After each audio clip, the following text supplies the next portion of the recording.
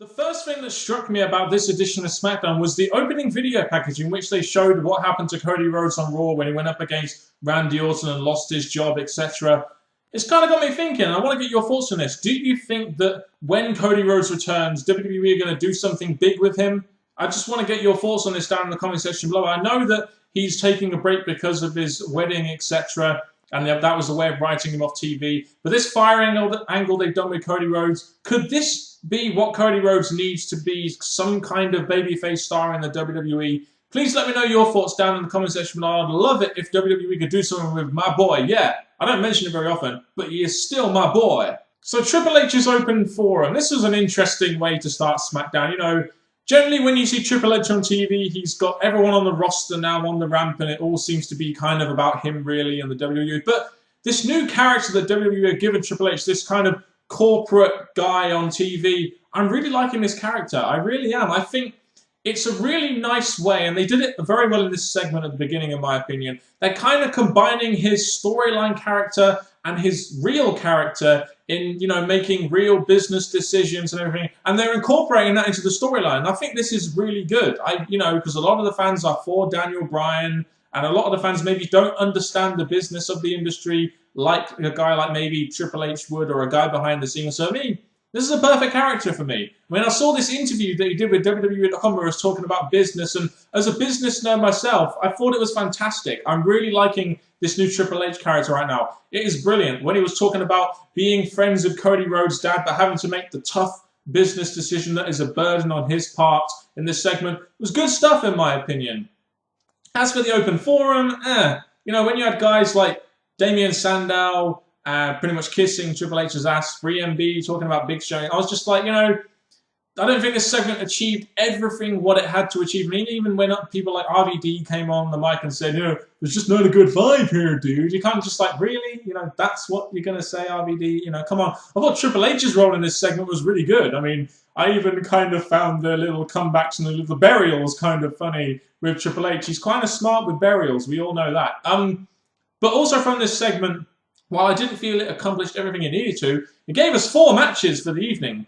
Dolph Ziggler versus Ryback, Daniel Bryan versus one member of the Shield, Kofi Kingston getting a non-IC title match against Curtis Axel, and RVD versus Randy Orton, which was next. So, if anything else, even though this didn't accomplish everything it needed to do, it set us 4 matches up for the night. So, you might as well call Triple H the GM. You might as well say that Vicky Guerrero isn't really needed on SmackDown anymore, really, because Triple H is calling all the shots now.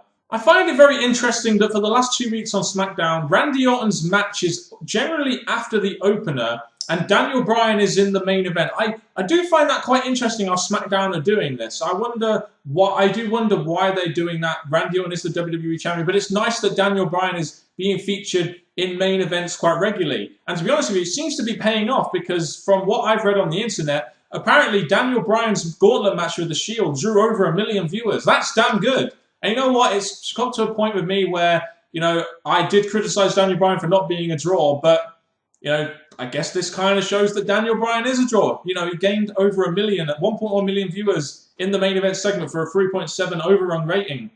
That's pretty damn good. So I'm going to hold my hands up there and say I was wrong about Daniel Bryan. I really was. That's all I'm going to say about that. As for Randy Orton versus RVD, a typically good match between these two. Really, it was more about getting Randy Orton a win and getting heat on Del Rio. After Randy Orton wins after the distraction from Del Rio, you have Del Rio after the match locking in the armbreaker on RVD to get some much-needed heat on himself in a match at Night of Champions, which I'm not all that interested in, even though throwing RVD at Del Rio isn't a bad idea in my opinion. Well, it looks like Dean Ambrose and Dolph Ziggler are definitely feuding now for the US Championship. I guess they needed someone to throw in there to face Dean Ambrose, so most of the titles were going to be on the line. The IC title isn't going to be on the line. We all know that. I just got a couple of things to say about this. Ziggler is pretty much down to the level where he was 3 years ago. He's back in the mid-card, but this time as a babyface. So really, as a main event guy, Dolph Ziggler really hasn't progressed all that much, really, if you think about it. He's now, once again, in the US title picture. Really, you think his character, if he was going to be a main event guy, would have evolved a lot from that, and they wouldn't be throwing him in these spots generally. You'd think they'll probably want to do a little bit more with him, especially when they did turn in babyface and try a different direction for Dolph Ziggler. Just my opinion. there. I don't know, maybe you guys don't mind him going after the US Championship. I find a feud between him and Ambrose is a damn good idea. I just don't know whether I really wanted it to be for the US title. This was my opinion, though. Should be a damn good match. As for Dolph Ziggler versus Ryback with Dean Ambrose on commentary, Dean Ambrose kind of slithering in there and kind of surprising Michael Cole. That was kind of funny. Ryback wins after the distraction from Dean Ambrose, so that really sets in stone that them two are going to be feuding now. And it got Ryback a win, even though I still don't care about the bully Ryback character one bit. Why the hell is Kofi Kingston on the poster for Night of Champions holding a belt when he's one of the most irrelevant mid-card characters in WWE right now? He's never ever going to progress to the main event, as we well know. I just don't get it. Why WWE put pretty much jobbers on the front of posters? I mean, you've got, I believe R-Truth is on the front of the Hell in a Cell poster, and he really hasn't been seen in any prominent feud for a year now, really. And the last one was probably Antonio Cesaro, which wasn't really that good in the first place. I just don't get why WWE put these hammerneggers really on the front of these posters. You know, when I see Ryback on the front of, I believe, the Battleground poster, I think, yeah, that's not a bad poster. But when I see Kofi Kingston and R-Truth, I'm like, ugh, why? I don't get it. But anyway, Curtis Axel versus Kofi Kingston.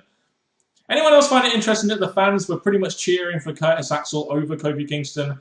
Does anyone else feel that that's pretty much a showing of, you know, Kofi Kingston as a character and how stale people think he is and how he's just never, ever, ever going to be able to be cheered because he'll never, ever, ever get past mid-card again?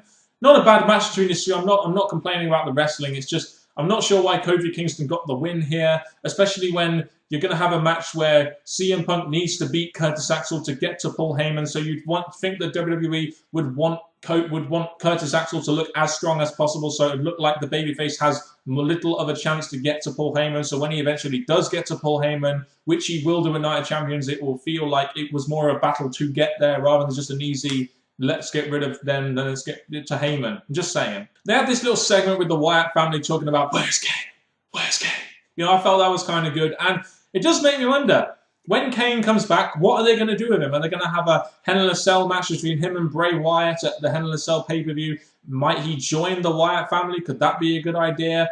I don't know. I'm just interested to get your thoughts on what they're going to do with Kane when he gets back in terms of Bray Wyatt. Because right now, Bray Wyatt doesn't really have a feud or really have a reason to be on TV. It seems like they're kind of sticking him to video packages and jobbers, matches, etc. so they can keep this feud with Kane going. I just wonder when he's going to return and what they're going to do. I'd like to get your thoughts on that. Brie Bella versus Naomi pretty much turned into the WWE Divas versus Total Divas. I mean, you know, you've got Naomi versus AJ Lee versus Brie Bella versus Natalya at Night of Champions. It's basically one WWE Diva versus 3 Total Divas. So you can pretty much guarantee they're going to put one of the belts on the Total Divas because, let's face it, the Total Divas show is doing really well in ratings and it'll be some good cross-promotion with the show if they either have someone like Natalya or Brie Bella or Naomi win that Divas Championship or have AJ Lee be put on Total Divas right now. Because let's face it, what is more relevant, Total Divas or the WWE Divas Champion? I think in terms of the ratings and everything, it's going to go down to Total Divas. So the cross-promotion here is pretty much what is going to make this belt relevant, in my opinion. If you showcase that belt and those feuds on Total Divas, it will do a lot more for WWE's Divas division and them being on TV, in my opinion, as well. So we had a match between the Real Americans and the Usos, which the Real Americans won. I'm not really sure what the point of this match was. What I do want to talk about, though, is who they're going to throw at the Shield next for the Tag Team Championships. I mean, it's not going to be the Usos. I mean, they've just lost to the Real Americans. It's not going to be Real Americans because they're a heel tag team. I wonder if this is a good chance for the primetime players as a kind of newish babyface team to go after the Shield. I mean, they don't have to go after them and win, but if Big Show is going to be in this bigger storyline with Triple H, as it seems like he's going to be down the line, and with Mark Henry being injured, it doesn't look like their tag team is going to really work anymore. So get the primetime players in there. You might as well find a way to feature them on TV as a new babyface tag team to go up against the Shield, unless you're going to bring in Los Matadores, of course. So we had a pissed off Big Show versus the human stress balls that are 3MB. I don't really think I need to tell you or go into much detail as to what happened here. You should be able to figure this one out for yourself. So in our main event of the evening, we had what was kind of a shortish match, in my opinion, between Daniel Bryan and Seth Rollins. The main event I'm going to label the YWC main event, because you know all the YWC nerds would have been jizzing their pants at this match, which And it was quite funny that it went really short as well, even though it probably should have gone a little bit longer. But Daniel Bryan wins this match to a really good reaction as it's been getting on a consistent basis. And Orton attacks him from behind on the ramp. Now, a lot of people have been moaning about Daniel Bryan getting beaten up every week, all the time by this new corporation faction and, you know, Randy Orton, etc. But I think what people don't realize is this is how heels should be booked, especially new heel factions. Heels should be booked to get one over on the babyfaces many times, so when the babyface does eventually get one over on the heels, i.e. at a pay-per-view down the line, it will feel more special and it will get more over. So in my opinion, having Randy Orton and the Shield, etc. beat down Daniel Bryan as many times as they have done lately is going to, number one, get Daniel Bryan more over, and number two, make him into a bigger star when he eventually does overcome all the odds. It's going to make it feel that much more special. Much like when The Rock overcame the corporation despite all the shit that was thrown at him. Much like when Stone Cold Steve Austin overcame Vince McMahon and the evil Vince McMahon character back in the Attitude Era. It will feel a lot more special when that happens. So please, people, instead of moaning about Daniel Bryan getting beat up every week, etc., let's just let this storyline play out, please, because there's at least something good in the WWE right now. I'll say about this week's edition of Smackdown is it did a decent job, in my opinion, of continuing on some storylines to Night of Champions. I mean, right now, we only have 4 matches booked. The WWE Championship match, which is the big angle in WWE right now. We have the Divas match announced. We have the World Heavyweight Championship match announced, and CM Punk versus Curtis Axel and Paul Heyman. So really, they need to get a couple more matches on that card. More specifically, they need to get a US Championship match on the card, a tag team title match on the card, etc. They need to get some more title matches on the card. Now, this edition of SmackDown did a good job of establishing this Triple H heel character and this big angle that is going on in WWE right now. They're doing a good job of getting heat on Randy Orton, who we all need to remember is a new heel character in WWE who needs heat. They're doing a decent job in carrying on the World Heavyweight Championship storyline, even though I'm not too interested in it.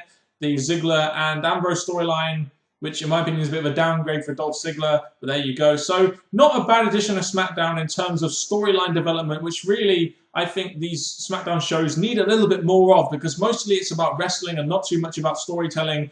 But now it seems like this big angle is being played out on both Raw and SmackDown, and a lot of little segments are going to be devoted here and there to that one angle throughout the show. So there's a little bit more storytelling and a little less match quality, which in my opinion is exactly what SmackDown needs. I'm not saying this is a great show or anything like that, but it was at least a decent show, which I watched pretty... The only segment I skipped was maybe the segment with the Real Americans and the Usos, which I felt was kind of filler, but everything else seemed to have a purpose. So give me your thoughts on SmackDown, and give me your thoughts also on the way I conduct my reviews and the way I conduct my opinions. But thank you very much for watching this video. If you have, comment down below, and goodbye.